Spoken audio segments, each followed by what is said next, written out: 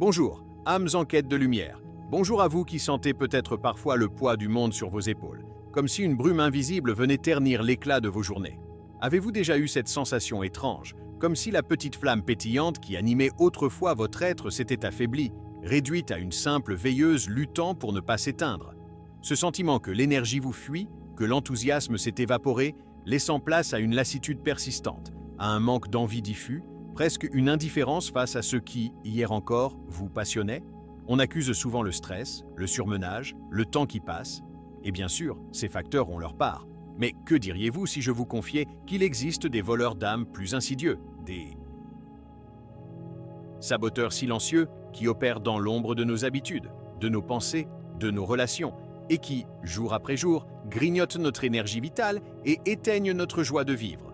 Aujourd'hui, nous n'allons pas chercher des coupables à l'extérieur, mais plutôt allumer une lanterne pour éclairer 6 de ces zones d'ombre intérieures ou environnementales qui peuvent littéralement nous vider de notre substance. L'objectif? Non pas de nous accabler, mais de reprendre le pouvoir, de démasquer ces voleurs pour mieux les chasser et retrouver cette étincelle, cette soif de vivre qui est notre droit de naissance. Si vous êtes prêts à débusquer ces intrus et à réclamer votre énergie, alors embarquons ensemble pour ce voyage introspectif. Imaginez que vous portiez en permanence un sac à dos rempli de pierres. Chaque pierre représente un regret non digéré, une rancœur tenace, une blessure non cicatrisée, une culpabilité lancinante, un échec que vous vous reprochez encore. Ce fardeau invisible, mais ô combien pesant, draine votre énergie à chaque instant. Vivre constamment dans le passé, rejouer en boucle des scénarios douloureux, ruminer des « si seulement j'avais su », c'est comme essayer de courir un marathon avec des chaînes aux pieds. Votre esprit est tellement occupé à gérer ces fantômes qu'il n'a plus de place ni d'énergie pour accueillir la joie et les opportunités du présent. Cette énergie mentale et émotionnelle, constamment détournée vers ce qui n'est plus, vous prive de la vitalité nécessaire pour avancer, pour créer, pour aimer pleinement aujourd'hui. C'est une fuite énergétique massive et sournoise. Comment alléger ce sac? La première étape est la prise de conscience. Identifier ces pierres. Ensuite, engagez un processus de pardon, envers les autres, mais surtout envers vous-même. Parfois, l'aide d'un thérapeute est précieuse pour dénouer ces nœuds du passé. Pratiquez la pleine conscience pour ramener votre attention sur l'instant présent. Écrivez, parlez, exprimez ces émotions enfouies pour les libérer. Se délester du passé n'est pas l'oublier, mais c'est cesser de le laisser dicter votre présent et empoisonner votre futur. En libérant cette énergie, vous retrouverez une légèreté et une disponibilité nouvelle à la vie. Nous sommes des êtres sociaux, et la qualité de nos relations a un impact direct et profond sur notre niveau d'énergie et notre morale. Or, certaines relations, qu'elles soient amicales, familiales ou professionnelles, peuvent s'avérer toxiques. Ce sont ces interactions qui vous laissent systématiquement vidés, tristes, en colère, coupables ou anxieux. Les personnes qui critiquent constamment, qui manipulent, qui se plaignent sans cesse, sans jamais chercher de solution, qui ne respectent pas vos limites, qui vous dévalorisent ou qui ne vous apportent aucun soutien émotionnel sont de véritables vampires énergétiques. Être en leur présence, c'est comme brancher une batterie pleine sur un appareil défectueux, qui la vide instantanément. À long terme, ces relations sapent votre estime de vous, brouillent votre jugement et vous coupent de votre propre source d'énergie. Comment se protéger de ces vampires? Il est crucial d'apprendre à identifier ces relations et à poser des limites claires et fermes. Cela ne signifie pas toujours couper les ponts de manière radicale, bien que ce soit parfois nécessaire, mais cela peut impliquer de réduire la fréquence des contacts, de limiter les sujets de conversation, de ne plus se laisser entraîner dans des dynamiques négatives ou d'apprendre à dire non sans culpabilité. Entourez-vous de personnes positives, bienveillantes, qui vous soutiennent, vous inspirent et vous tirent vers le haut. Une relation saine est un échange équilibré d'énergie, pas un pillage unilatéral. Choisir consciemment son entourage est un acte majeur de préservation de son énergie vitale. Aspirer à bien faire est une qualité. Mais lorsque cette aspiration se transforme en une quête incessante de perfection inatteignable, doublée d'une voix intérieure qui critique sans cesse la moindre imperfection, cela devient une source majeure d'épuisement et de découragement. Le perfectionniste vit dans la peur constante de l'échec. Il se fixe des standards irréalistes. Il procrastine par peur de ne pas être à la hauteur. Et il ne savoure jamais pleinement ses réussites, car il y voit toujours quelque chose à améliorer. Cette autocritique permanente est comme un bruit de fond incessant qui sape la confiance en soi et l'enthousiasme. C'est une course sans fin sur un tapis roulant, où l'on dépense une énergie folle sans jamais atteindre la satisfaction. L'envie de vivre s'étiole face à ce juge intérieur qui ne valide jamais rien. Comment faire taire ce juge? Apprenez à cultiver l'autocompassion. Traitez-vous avec la même bienveillance que vous accorderiez à un ami cher qui traverse une difficulté. Fixez-vous des objectifs réalistes et célébrez les petites victoires. Acceptez que l'erreur fait partie de l'apprentissage et que la perfection n'est pas de ce monde. Et heureusement. Pratiquez la gratitude pour ce que vous avez accompli, plutôt que de vous focaliser sur ce qui manque. Essayez de remplacer la critique par l'encouragement. Le but n'est pas de devenir laxiste, mais de développer une relation plus saine et plus aimante avec vous-même. En allégeant la pression que vous vous mettez, vous libérerez une énergie considérable pour créer et profiter de la vie. L'être humain est un être de sens. Nous avons besoin de sentir que notre vie a une direction, un but, que nos actions ont une signification qui nous dépasse.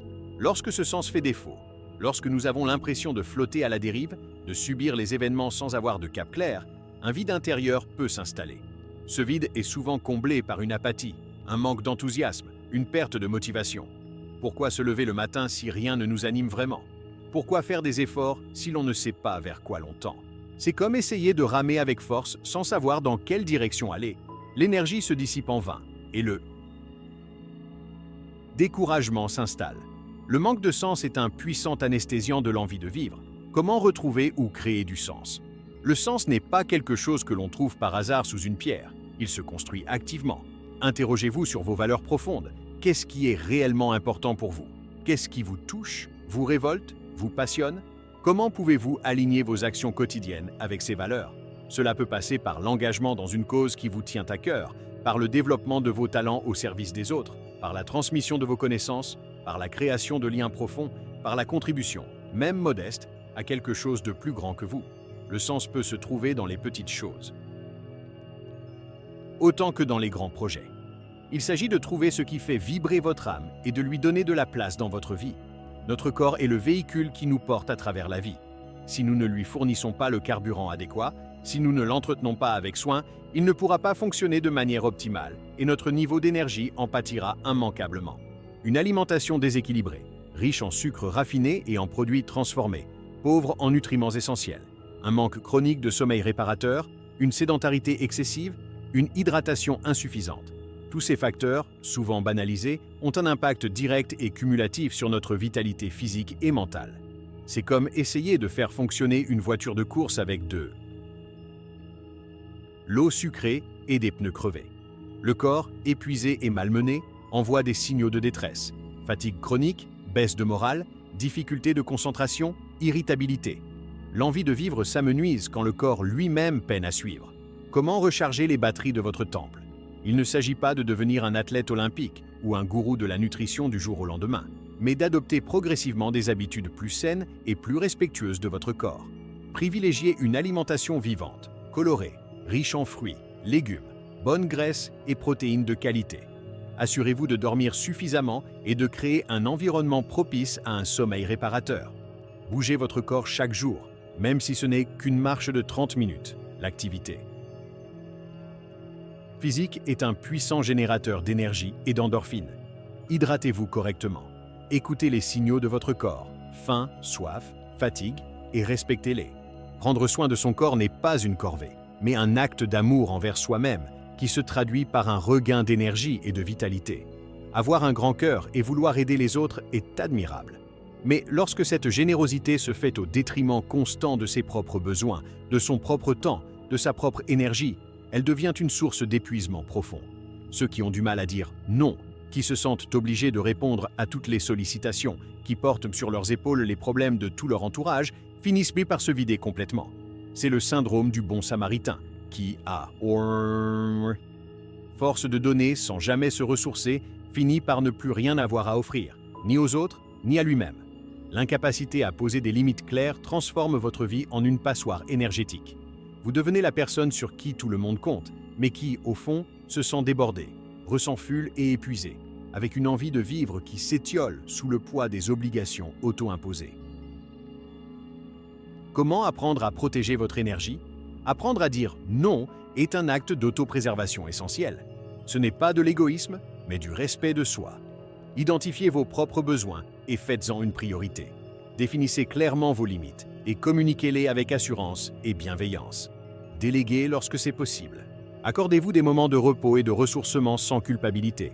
Rappelez-vous que vous ne pouvez pas verser d'une carafe vide. En prenant soin de remplir votre propre réservoir d'énergie, vous serez non seulement plus disponible et plus efficace pour les autres, lorsque vous choisirez de les aider, mais vous retrouverez surtout le plaisir de vivre pour vous-même. Mes chers amis, ces 6 saboteurs ne sont pas des fatalités.